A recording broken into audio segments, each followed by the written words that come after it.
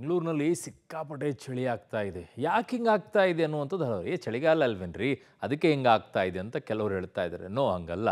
16 ಡಿಗ್ರಿಗೆ ಇಳಿದೋಗ್ಬಿಟ್ಟಿದೆ. ಶ್ರೀಲಂಕಾ ಕರಾವಳಿಯಲ್ಲಿ ಚಂಡಮಾರುತ ಎಫೆಕ್ಟ್ ಆಗಿರುವಂಥ ಪರಿಣಾಮವಾಗಿ ಈ ರೀತಿಯಾಗಿ ಆಗಿದೆ. ಬೆಂಗಳೂರಿನಲ್ಲಿ ಮೋಡ ಕವಿದ ವಾತಾವರಣ ಇದೆ. ಸೊ ಬಂಗಾಳಕೊಲ್ಲಿ, ನೈಋತ್ಯ ಬಂಗಾಳಕೊಲ್ಲಿಯಲ್ಲಿ ಮತ್ತು ಈ ಶ್ರೀಲಂಕಾ ಕರಾವಳಿ ಭಾಗದಲ್ಲಿ ದಿಟ್ವಾ ಚಂಡಮಾರುತದ ಎಫೆಕ್ಟ್ ಇದು.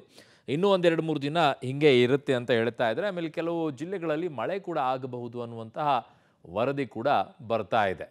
ಇಂದು ಉತ್ತರ ಒಳನಾಡಿನ ಜಿಲ್ಲೆಗಳಲ್ಲಿ ಕನಿಷ್ಠ ಉಷ್ಣಾಂಶ ಸುಮಾರು 12ರಿಂದ 14 ಡಿಗ್ರಿ ಸೆಂಟಿಗ್ರೇಡ್, ದಕ್ಷಿಣ ಒಳನಾಡಿನ ಜಿಲ್ಲೆಗಳಲ್ಲಿ ಕನಿಷ್ಠ ಉಷ್ಣಾಂಶ 14ರಿಂದ 16 ಡಿಗ್ರಿ ಸೆಂಟಿಗ್ರೇಡ್ ದಾಖಲಾಗಿದೆ. ಬೆಂಗಳೂರಿನಲ್ಲಿ ಕನಿಷ್ಠ ಉಷ್ಣಾಂಶ 16 ಡಿಗ್ರಿ ಸೆಂಟಿಗ್ರೇಡ್ ಹಾಗೂ ಗರಿಷ್ಠ ಉಷ್ಣಾಂಶ 25 ಡಿಗ್ರಿ ಸೆಂಟಿಗ್ರೇಡ್ ದಾಖಲಾಗಿದೆ.